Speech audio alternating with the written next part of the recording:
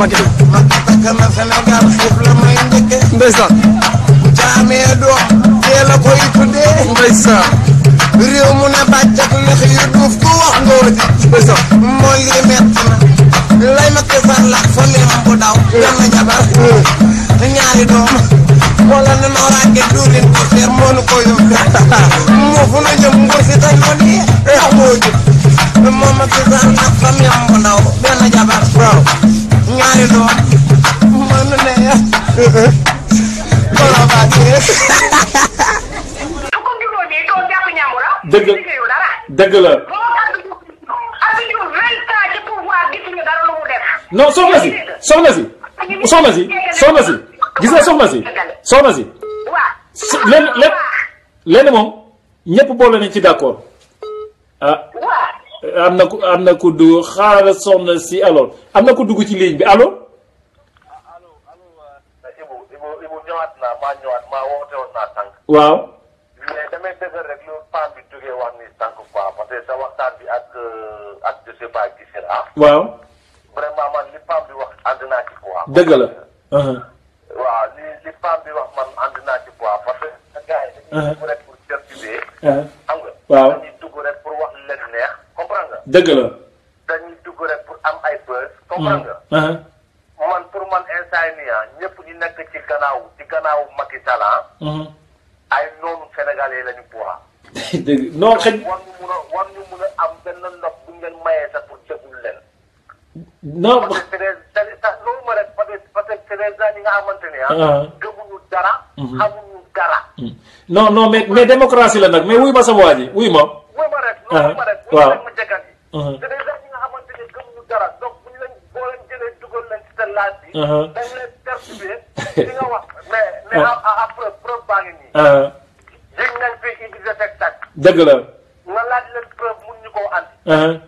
voilà est-ce que genre nit boobu mun nga ko déglu mun nga ko may mu wax. waaw mais nga xamante ne day andi débat du am argument. dëgg la. mais quand même ay ñoom gisee man bu dee maay yow moom numéro APR yi bàyyi di leen ko jël parce que boo jël numéro APR. waaw am na ñi nga xamante ne ñu ngi leen déglu bu baax. dëgg la. xam nga. jël position ci Idrissa Seck. waaw. duñ ko jël parce que bu ñu jógee rek bu ñu waaye benn baat rek. sa xol mooy bon quoi après da ngay am envie de teg sa ordinateur. dëgg la. da ngay am envie de teg sa ordinateur bu weesee loolu benn wax laay wax fa laay daanalee. waaw. gis nga Léopold Sédar Senghor bu muy bàyyi Sénégal. waaw ci pouvoir dëgg la. dafa def passation de pouvoir ak Abdou Diouf. mu doog a dem. dëgg la. Abdou Diouf bu mu wàccee pouvoir. dafa def passation de pouvoir ak Abdoulaye Wade. dëgg la. mu doog a dem.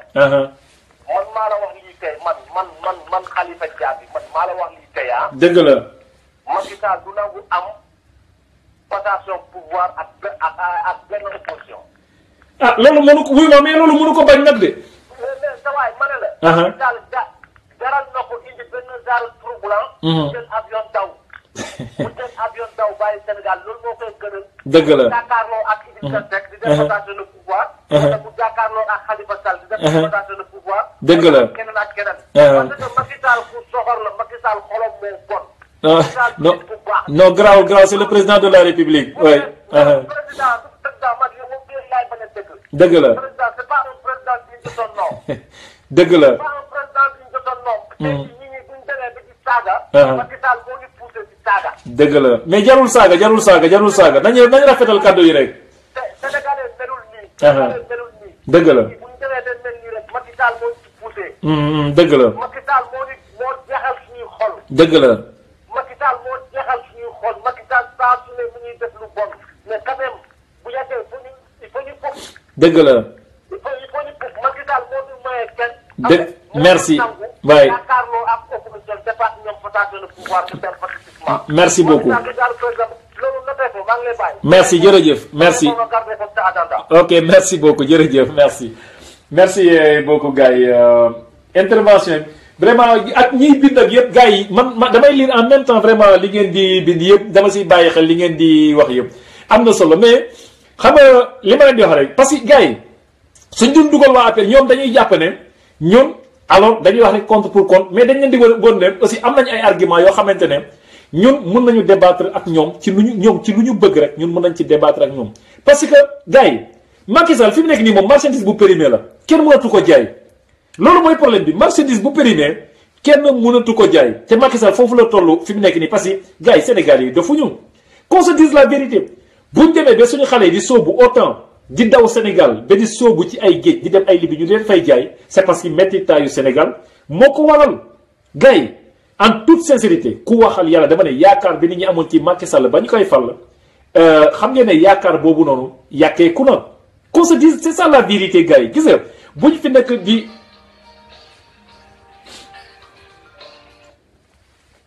ñu jël mbokk mi wootee Sénégal allo salaamaaleykum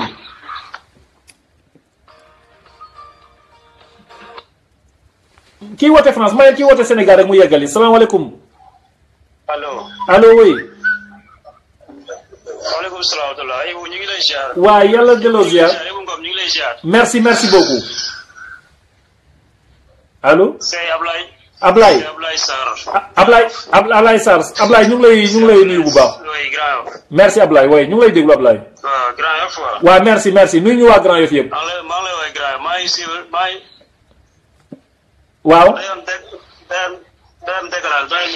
non ñu ngi lay dégg waxal ñu ngi lay dégg. merci. merci. mais comme ni ma gars yi waxee léegi gis boobu noonu. dëgg la sa démocratie mais nag bon il faut mu wax loo xamante ni dina am fu mu ko teg tamit. d'accord tout à fait. il faut mu am loo xamante ni bu ko waxee dina am fu mu ko teg. dëgg la.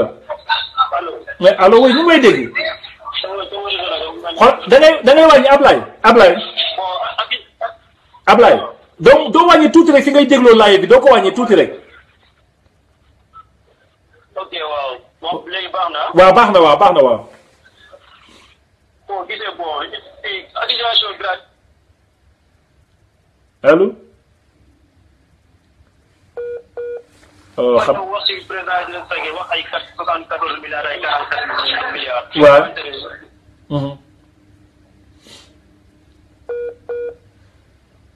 allo xam naa réseau bi nag mooy déconné allo. si procureur bi autosaisiré président Macky Sall moo ko jaar dossier yi teg ko gis.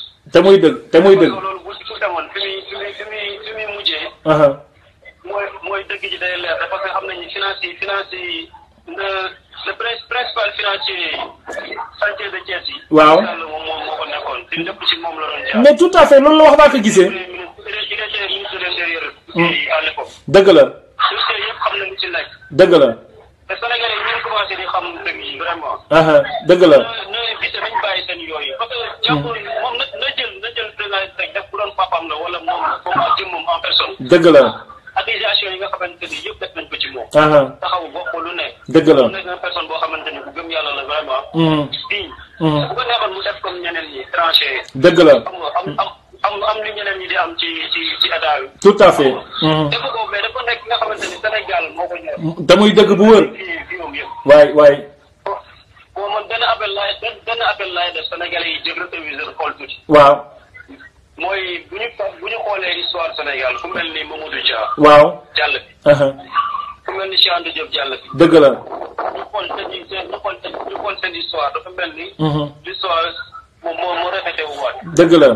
parce que Mamadou Dia ñëpp xam nañu Senghor dafa kii dafa jaaroon ci suuf. way non. ko jaxase ko. gis nga Ablaye Sarr. kilifa yi fi nekk. dëgg la Ablaye. parce que Mamadou Dia li mu bëggoon moom mooy mu def indemniser nu mu tuddee indemniser les familles religieuses yi fi nekk. waaw. parce que xam na ni comme ñoom dañuy def social moom. def benn liste pour indemniser leen. dëgg la. Senghor si loolu la sukkandiku dem jaxase ko famille religieuses yi ni leen Mamadou Dia mi ngi nii seen kaw la jëm bi ngeen di waaj a fetal. dëgg la. yàq teram. waaw. gis nga Ablaye allo. waaw. Ablaye yaa ngi may dégg. maa lay dégg. waaw xam nga gis nga li ngay wax nii dama ko waxoon naa ko fii ci benn live. allo yaa ngi dégg. maa lay dégg waaw. dama ne li ngay wax nii dama ko waxoon naa ko fii ci benn live parce que man dama fi waxoon gars yi ma ne leen ñi fi nekk nii di politique. bëggoon naa participer bu baax ci débat bi vraiment ndax am na solo. waaw. merci. waaw waaw ñu ngi lay dégg waxal ñu ngi lay dégg comme yow déggoo ñu bu baax. allo. ok maa ngi lay dégg. waaw yaa ngi dégg baax Ablaye. maa ngi dégg baax. waaw dama ne xam nga man dama waxoon naa ko fi gars yi dama ne Idrissa Seck ñun waratuñu nangu ñu nekk en 2017 ay nit di ñu divertir ci ay problème mu wooy Idrissa Seck dafa jël 74 milliards wooy Idrissa Seck lii Idrissa Seck la parce que loolu dañ ko fi gisoon ci Mamadou Dia ñu naxewoon ko suñu maam yi ak suñu yaay yi. xam nga li ma la dañ ko naxewoon suñu maam yi ak suñu way jur yi ci temps Mamadou Dia. gis nga après Mamadou Dia gis nga même Ablaye Wade bii. Ablaye Wade. quoi gisoo xool quoi qu'on puisse dire lu ko nit mën a reprocher laa wax lu nit mën a reprocher Ablaye Wade. allo. allo. man xam naa déggin bi neexul de. Mamadou Sarr ñu ngi lay gërëm. Modou bu fekkee yaa ngi suivre encore ma reprendre li ma doon wax dama ne. dañ nekk 2017 waruñu nangu li ñun nga xamante ne moom la ñu naxewoon suñu maam yi ci Mamadou Dia ak suñu wajjur yi te la même chose quoi qu'on puisse reprocher à Ablaye Wade lu ko nit mën a reprocher la Ablaye Wade ku nekk xam na ne Ablaye Wade moo soppali Dakar ville mais avant Ablaye Wade Dakar était un gros village.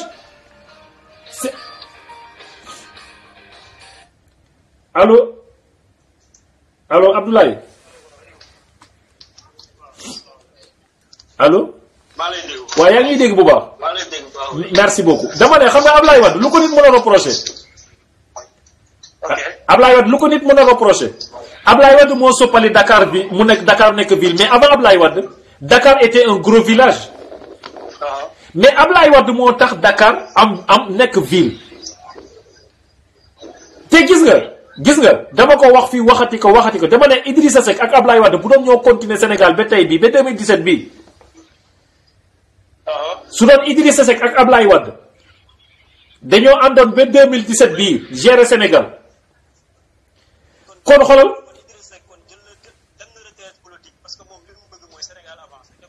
tout à fait tout waa xaaral Ablaye ma dugal ligne bi ba parce que dégguñu la baax xaaral allo attends ne quitte pas allo attends Ablaye xaaral ma dellu si ci appel bi allo. waa ñu ngi lay dégg léegi. allo oui. waa ñu ngi lay dégg. léegi gis nga man daa am loo xam dama ko bëggoon wax Sénégalais yi. waa ñu ngi lay déglu. tey Sénégal bu fekkee ni gëm nañ benn leader war na mën a liggéey Sénégal ay chantier yoo xamante ni comme par exemple yi fi Ablaye Wade def. waaw. suñu waxantee dëgg rek. waay. le seul Idriss Seck moom mooy ki nga xamante ni moo fi njëkk engagé wu jël benn ville pour defar ko ñu xam ni Sénégal du Dakar kese. dëgg la. xam nga loolu leer na. te gis nga politique boobu. 10 régions Sénégal yëpp la engagé woon de. ok mooy. 10 régions yëpp la concerné woon. déclaration politique générale am boobu noonu. waaye ñi ko doon jëm a fexe luubal. dëgg la dafa leeroon dafa jël raison yi mu ni foo xamante ni dafa manqué ay infrastructure yu matul. waaye dañ ko fa defal point yi point jaune yi point rouge. tout à fait. xam nga ñu war a jël chaque année ñu war a jël benn dëkk. dëgg la defar ko ba mu normal. ñu def fa fête de l'indépendance. dëgg la objectif bi. dëgg la dëkk bu pare ñu def fa fête de l'indépendance. dëgg la. mais du ne tak ñu xam ne kii fi mu jëm. liggéey bi mu nar a def. après dara dootul taxaw ci kanamam pour kii ko. dëgg la yàqkat yi commencé fexeel ko wax lu ne. waaye. mais ku comparé 47 milliards yi ñuy wax naan moom lañ def chantier de Thiès da koo sàcc da koo nii da koo naa. waaw ku comparé 47 milliards yooyu buñ ko comparé ak kii liggéeyu corniche bi. waaw te lee nekk dizaine bi. dëgg la. te li ñu def ci corniche bi nii ëpp na loolu ay milliers. dëgg la. kon loolu rek day démontrer ni kii ñun li ñuy wax dara du ci dëgg. loolu moo waral. ñu génneewaat naan ay 74 milliards yoo xamante ni fondewul fenn. dëgg la. te nag ni ko président Idrissa Seck ñaane ñun noonu lañ koy ñaanee ngir yàlla président Macky Sall bi nga xamante ni tey lépp yàlla teg na ko ci loxoom ci kàttanu li nga xamante ni mooy Sénégal. dëgg la. bu fekkee ne moom leer na ko ni loolu dëgg la. da teg dossier yi loolu leer parce que kii doomu aadama la. waay. dafa am njaboot. dëgg la. am ay soppe ci biir dëkk bi. dëgg la. sañ nañ teg suñu loxo ci kaamil xam ni loo wax jooju du dëgg. dëgg la. dama lay leeral rek. président Idrissa Seck avant 2000. waay. avant 2000 nekk na fi ministre ci gouvernement Abdou Diouf. moo ne woon ministre du commerce. Sonatel bi muy jaay ay action moom jëndoon na ci ay action. tout à fait ci action yu bari. waay. bi mu demee ba après bi mu ñëwee ba 2000. waaw nekk ministre. action yooyu bi ñu génnee. waaw mu waroon ko récupérer dugal ko ci poosam mu nekk xaalisam bu ko lew. dëgg la. dafa ni carrément mënu ma nekk ministre de la république. waay. action yu mel nii di génn ma koy jël kon day mel dama leen noot jël ko wala li ma nekk ministre moo tax ma jël ko. dëgg la. bi mu ko jëlee.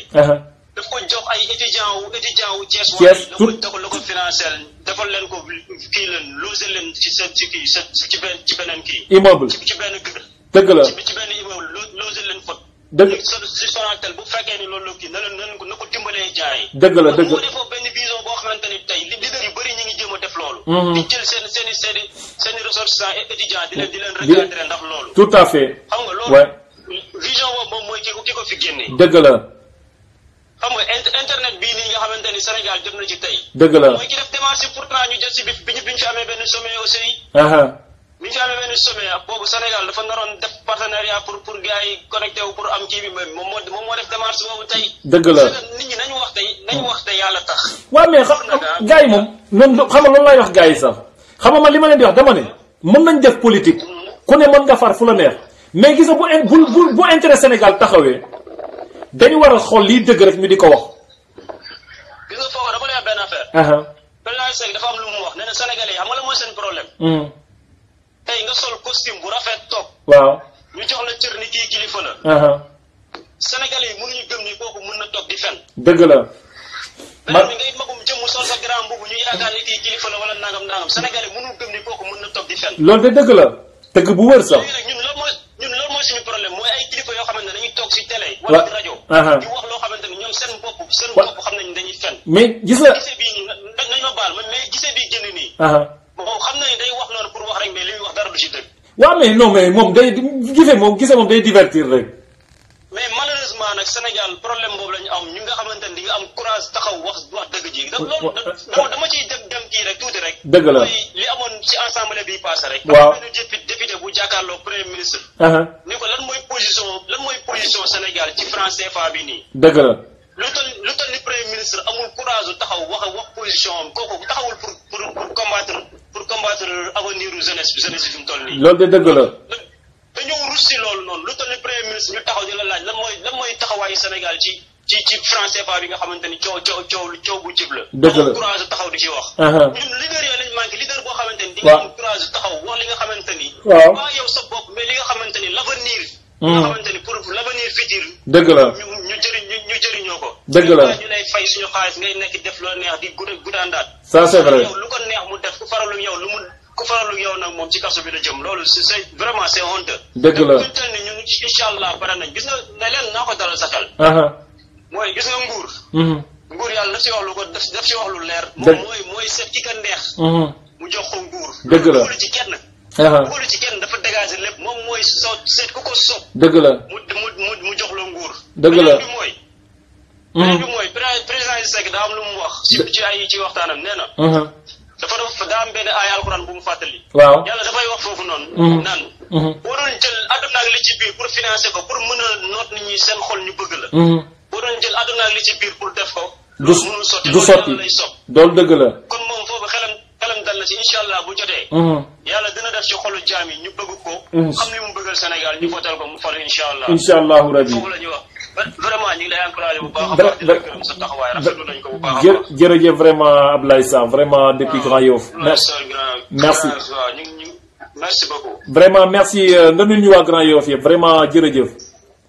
ok jërëjëf amoo morom merci beaucoup Abdoulaye.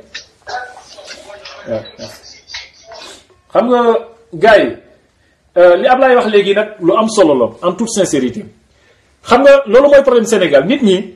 la majeure partie ndeysaan population Sénégal dañuy ku toog télé yore sax boo dee benn xam nga buñ la falee nga di ministre rek mbaa nga di kilifa rek ñuy dégg sa tur nit ñi dañ lay def kilifa te mbub mu rëy taxul nit doon kilifa xaalis bu bëri taxul nit doon kilifa am ay position dans le gouvernement taxul nit doon kilifa parce que liy def nit kilifa mooy nga ñeme dëgg di wax dëgg di dox ci dëgg loolu mooy def nit kilifa mais malheureusement nit ñi defatuñu loolu kilifa parce que ñun borom mbubb yu oyof yi samay xoolal booy wax loo mënti wax lu mu doon dëgg nit ñi mënul ci teg lu dul ay saaga li ma leen di wax tant que jëmul ci loo xamante ne ci Macky Sall mënoo ci jëlee lu dul ay saaga kenn du la déglu kenn du la calculer kenn du la kippé te dëgg bi lii Sénégal dama leen ne Sénégal la fa nekk ñépp xam nañu ko sama gars yi Macky Sall mënul yóbbu Sénégal fenn te Idrissa Seck bii dama leen koy wax encore une fois ku mu ko bëgg a dégg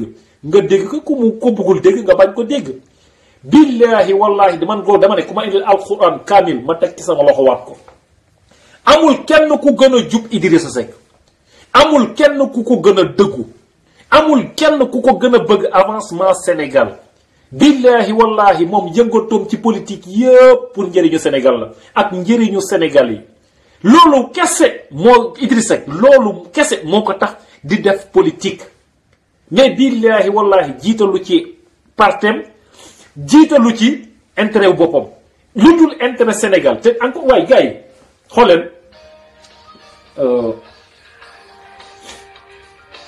te gars yi ngeen comprendre encore une fois gisee s'il vous plaît may ma tuuti rek dinaa la jël gisee dinaa la jëlaat mais may ma tuuti rek xam nga ku seet da ngeen di seet nit ki ay jaar-jaaram Idrissa Seck xool leen ay jaar-jaaram si politique gars yi c'est facile man wax naa leen ko fii waxuma ñaata yoon laa war a wax loolu ñaata yoon laa war a wax ay jaar-jaaru Idrissa Seck ci politique dama leen ne Idrissa Seck bi mu nekkee Ablaye Wade parti socialiste Abdou Diouf demoon na ba jënd ñëpp ñi doon ànd ak Ablaye Wade nga xam ne ñi nga xam ne ñoo mënoon jàppale Ablaye Wade ba mu accéder au pouvoir parti socialiste demoon na ba jënd ñëpp laa wax presque tous les cadres du parti social à l'exception d'Idrissa Seck parti social avait réussi à acheter tout le monde les Ousmane Ngom ay ñoom Serigne Diop ay ñoom Jean-Paul Diaz cadre yi ñëpp fa nekkoon PDS cadre yi presque ñëpp a demoon Idrissa Seck rek moo ci des te saa yi bu parti socialiste taxawoon lu ñu ko mos a lu ne proposé nañ ko kon saa waay te la preuve sax dafa yomb dama ne Idrissa Seck ci ngor googu ak dëggu googu moom ci la yàlla wax billahi alquran ni mu koy waxee noonu la ko gëmmate ci loolu Idrissa Seck nit gu dëggu dama ne nit gënu ko dëggu Sénégal loolu moom ku ma indil kaamil man ma teg ci sama loxo wàq amul kenn ku ko gën a dëggu ci ñuy def politique intérêt Sénégal lay jiital ci lépp lu muy wax intérêt Sénégal lay jiital ci lépp lu muy def ci wàllum politique intérêt Sénégal ak Sénégalais yi kese la ci jiital su doon loolu rek naa leen Macky Sall bu mënee topp ñoom ñi fi toppoon Ablaye Wade yépp naan ko woy Karima fi dàqa jàng Karima fi gën a boo ñoom ñëpp liñ doon wax gëmuñu ci dara gëmuñu ci woon dara ñoom liñ gëmoon yépp lépp mooy bañoon a perte seen ay poste moo leen taxoon di wax la preuve a ngi ni ba Ablaye Wade ñàkkee nguur gi ñoo ko njëkk a trahir ana Souleymane Ndéné Ndiaye ana Ousmane Ngom ana Awa Ndiaye ana Farba Senghor ana Pape Samba Mboup boo leen di lim waa PDS fii ba suba doo fi jóge ana ñu ñoom yépp ñu nga leen dem nañu lànk ji si Macky Sall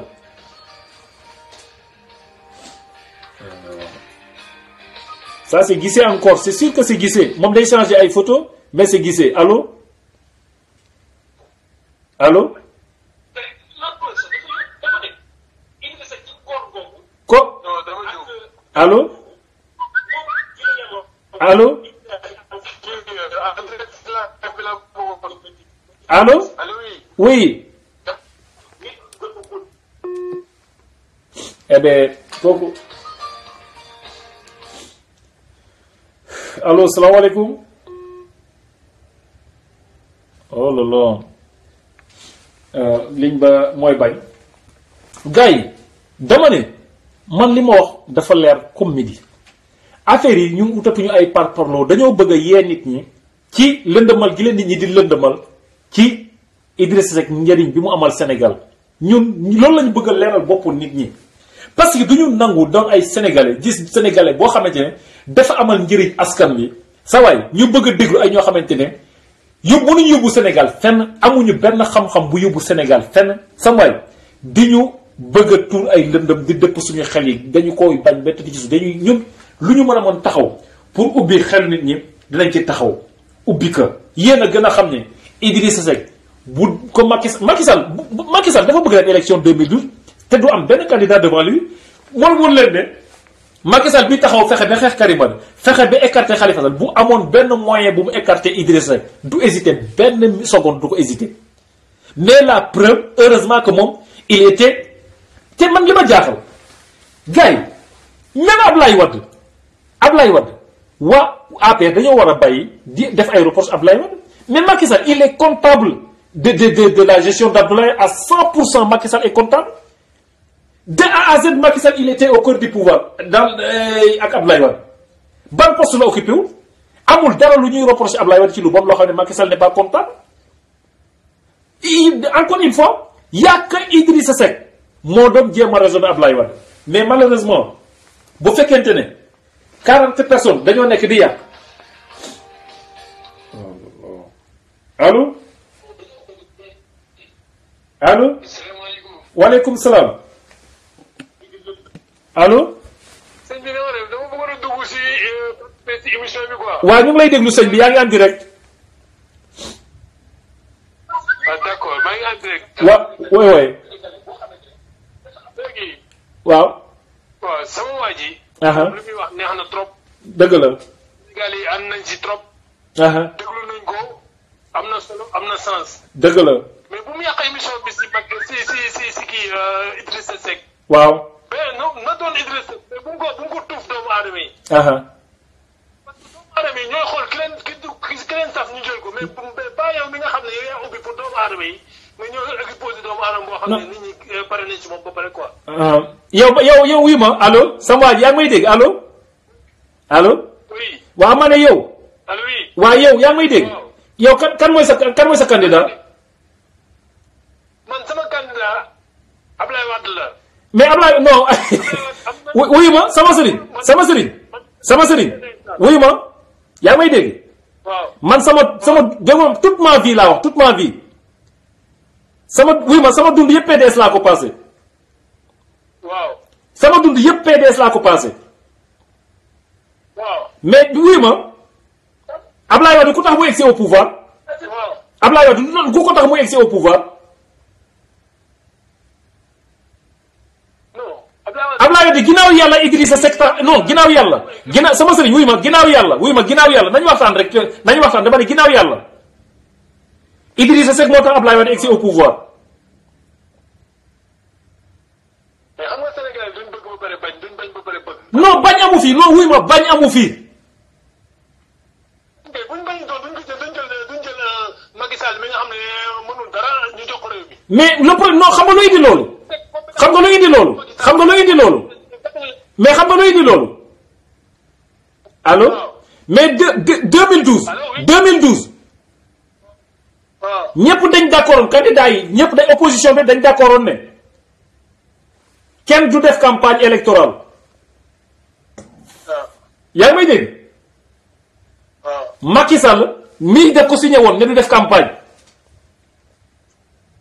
mu dem ba ci biir yoxosu dem defi campagne gis nga su ko Idrissa Seck defoon allo gis nga sama sëriñ allo ne dama lay expliquer benn affaire dama lay expliquer benn affaire gis nga da ngeen war a comprendre benn affaire gis nga seen xam nga liy problème sama sëriñ gis nga xam nga liy problème dafa am ñu nekk ci langue politique gi accaparer Sénégal tey même nit yooyu ñoo fi nekk depuis 1960 ba léegi bëgguñu ku baax à la tête du pays parce que nit ku baax à la tête du pays arrangé wu leen yow Moustapha Niasse bi nga xam ne ba muy nekk directeur cabinet Senghor Macky Sall judduwul. waaw léegi dugg na mais man nga maa may ma dugg si foofu noonu foofu noonu nga teg sa loxo. waaw ñëwal yow rek la ñuy déglu. man fi nga teg noonu sa loxo man maa la ko njëkk a bañ foofu. Macky xam nga même sax man du ma Macky Sall de. Macky bu jëloon Moustapha Niasse def si pot. waaw jël Idrissa Ousmane Tanor Dieng def si pot. waaw jël les pommes de terre yëpp def si pot. waaw ok Serigne Saliou moo tax ak 2019 da ngay téye ci loxoom.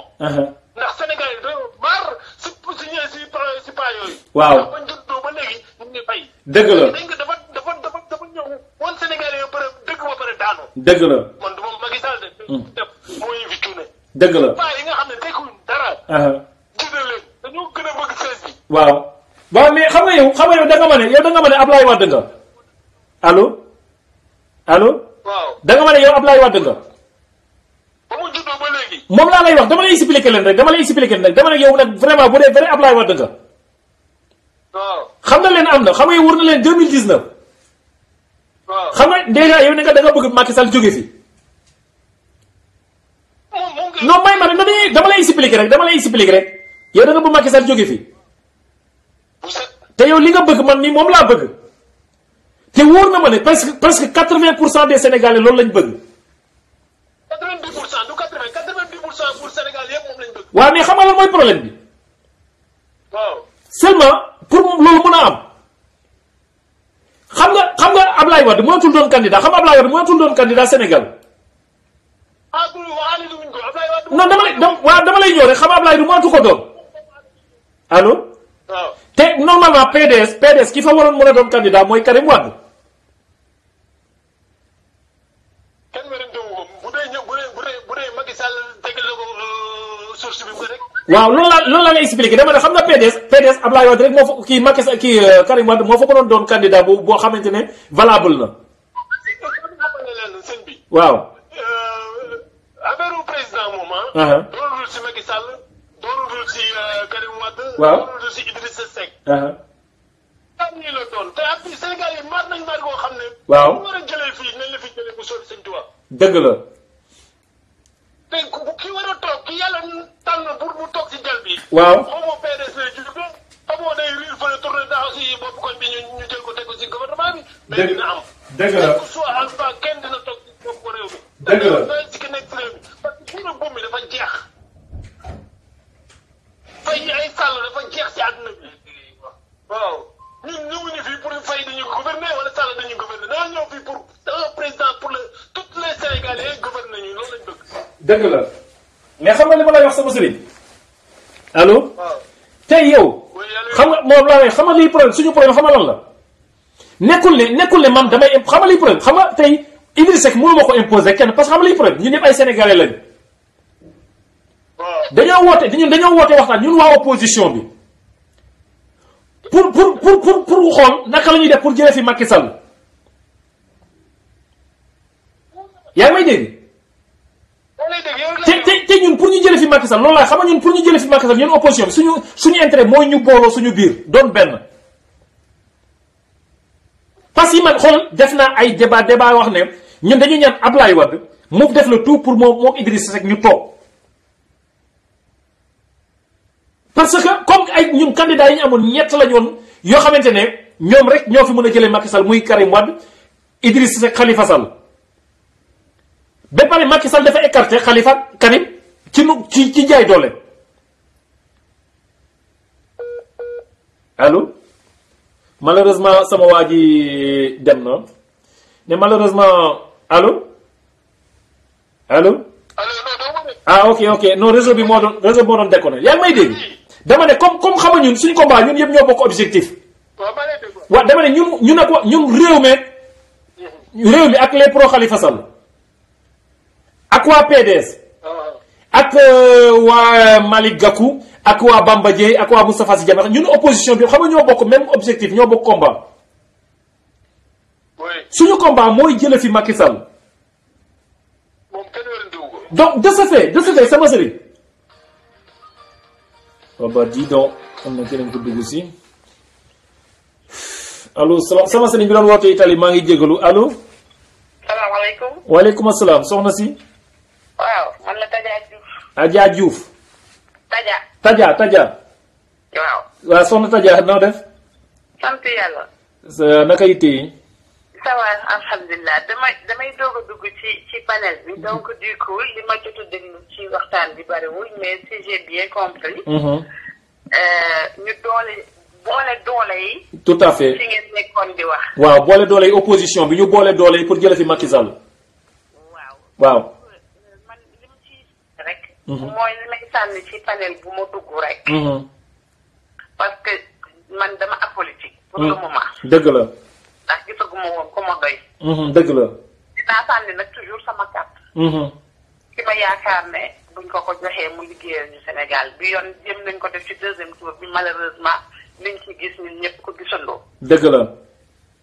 man fi mu nekk nii phase bi ñu toll.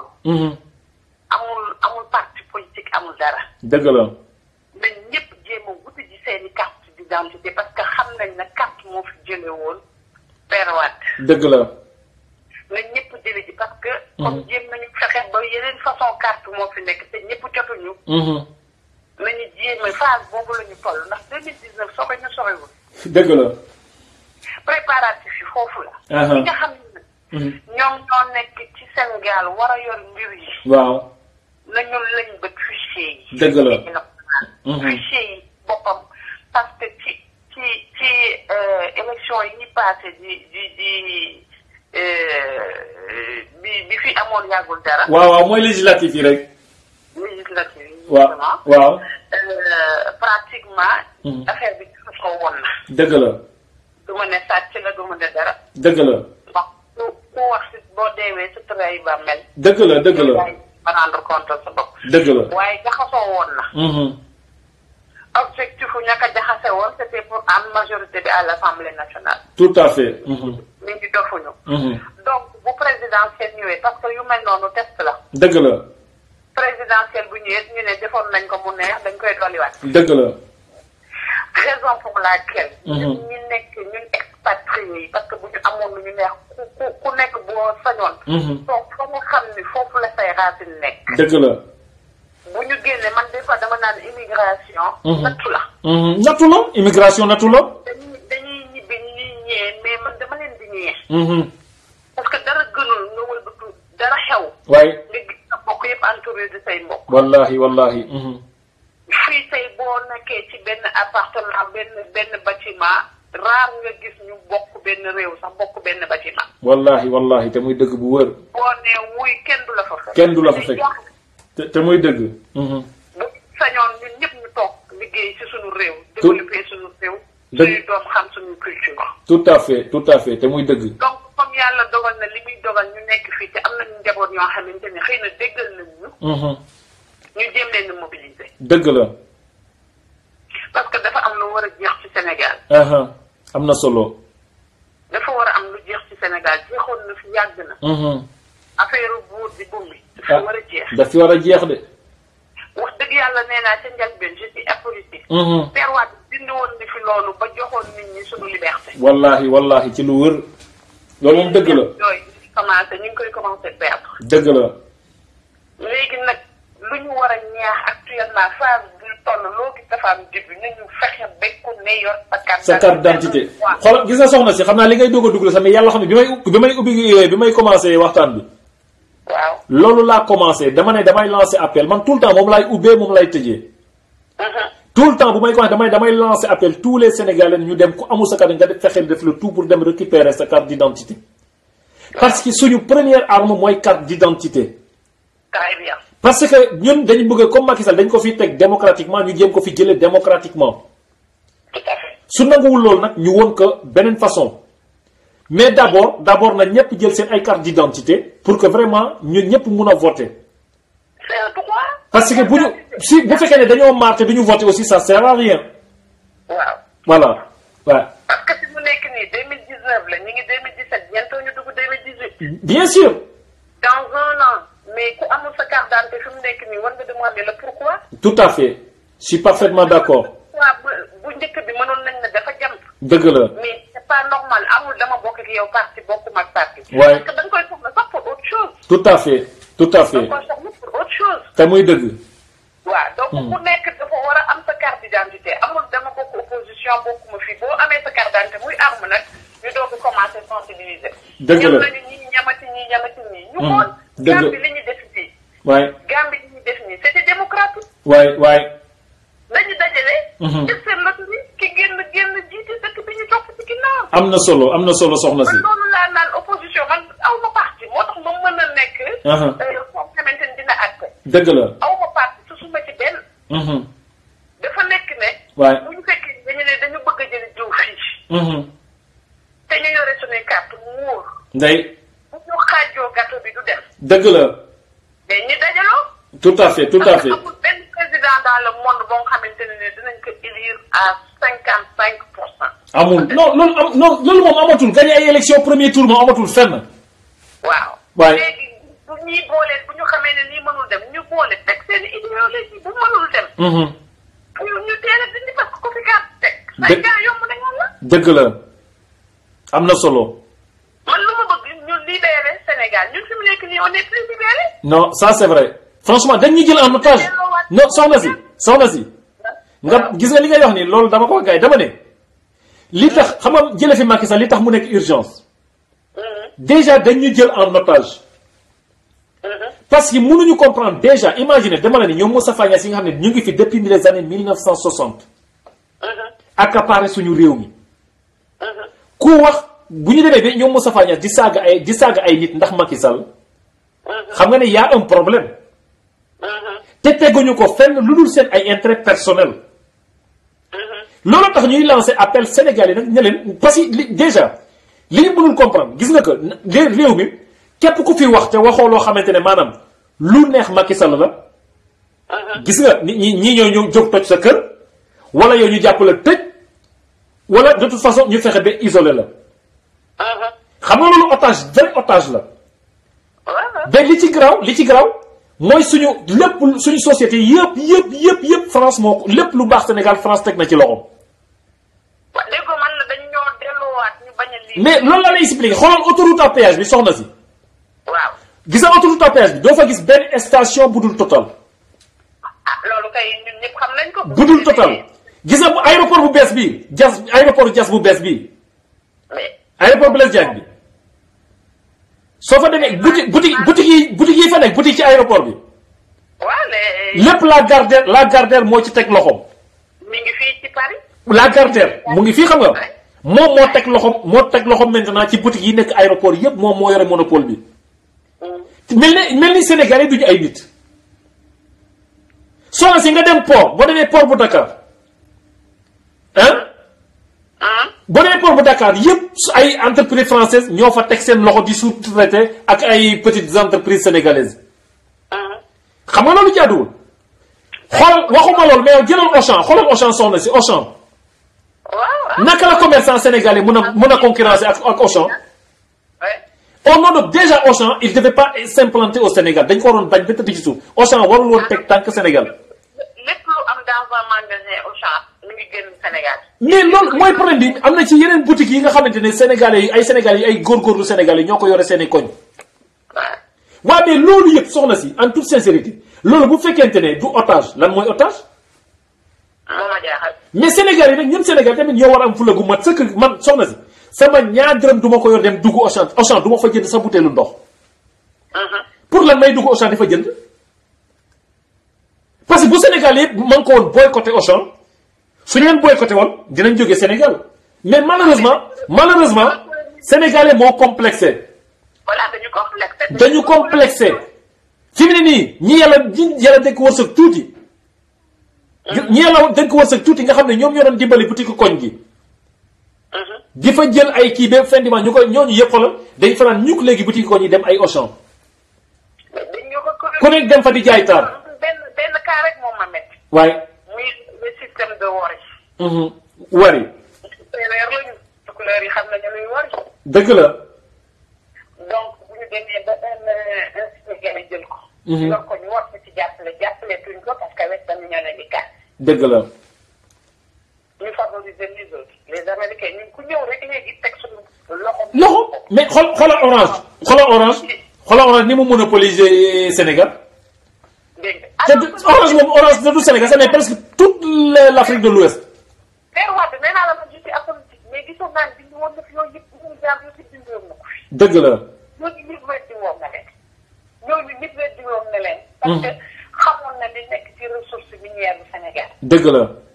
donc finalement moom doon tànn kan lay àndal koo xamante ne moom du ko yeb benn yoon. te dina investir ci Sénégal lu bari. dëgg la. malheureusement te loolu nag bu ñu delloo gannaaw tuuti. la nit ñi soxoon nañu ko de. wallahi. la nit ñi ba ñu nee wiiw jox la ne dellu nañu ci biir mu jàmm man émission bi du ma ko fàtte mu. loolu de dëgg la. dellu nañu ci biir waaye mu jàmm non si di la man xam nga ci apolitique te ñiy def ay coow kii sa dama toog jàpp ñàmb mais. moo njëkk wax loolu émission bi mu njëkk a def ñu def affaire kii bi présidentielle bi bi ñu nee wiiw diw man du ma tudd na. dëgg la xam nañ ñëpp xam nañ fi ngay waxee. dafa ne dellu nañu ci buumu jaam. dëgg la. te jëm disais moom si di day rêvé mënta nekk faire travailler nañu ba nga xam ni. Sénégal mi ngi commencé am ngi dox mais c'est vrai que delluwaat nañu. mais soxna si. parce que Sénégal est géré par les autres. soxna si. les autres y a la France y a la Turquie. y a le Maroc. non mais non dégguloo li ma la xam mais dama ne xoolal dama ne xam nga gisal soxna si. xam nga l'ingérence des pays étrangers dans notre pays dans nos affaires intérieures. xam nga lu tax benn lenn rek daf ko woon war a woon ñëpp ñuy teg ci seen bët. naka ngeen mën a comprendre Karim Wade. ñoom ñu accuser ko. sans preuve. jàpp ko tëj presque 3 ans. kilifa diine bu ne Sénégal ñaan na leen si njëkk faale wuñ ko. yaa ngi dégg. ñu xëy Qatar. yebal procureuru Qatar. ak avion privé. mu ñëw Sénégal am sañ-sañu ñëw Sénégal. jël fa ku ñu jiiñ ay milliards. dugal si avion dem ak moom Qatar. maa Samba xamul lu xew maa Demba yëgul lu xew mës ngeen gis loolu ci àdduna ban réew la loolu am ci àdduna. non mais ci ban réew la mën a am loolu ci àdduna bu dul Sénégal kan moo mën a mais te gis nga soxna si dafa yomb sax dama ne depuis l'arrivée de Macky Sall au pouvoir depuis son arrivée au pouvoir le Sénégal est l'antichambre du gouvernement français. La preuve, toute loi votée à l'Assemblée française le lendemain ou la semaine suivante elle est adoptée par l'Assemblée sénégalaise. xool Imam Ndaw France jóg na naan ay terroriste ñu dem xoolal ñoom pour woon France ne ñun ñu ngi xeex terrorisme jàpp Imam Ndaw boo xam ne deful waxul jàpp ko tëj. vous vous rendez compte pendant ñaata moom mu ngi ci kaso bi.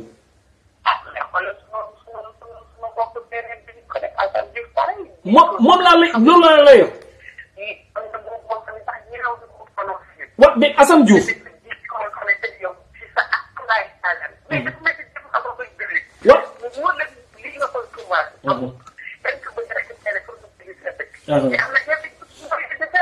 dëgg la.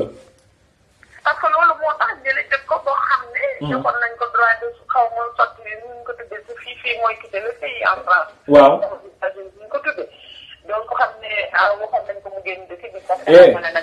sëñ soxna si. soxna si.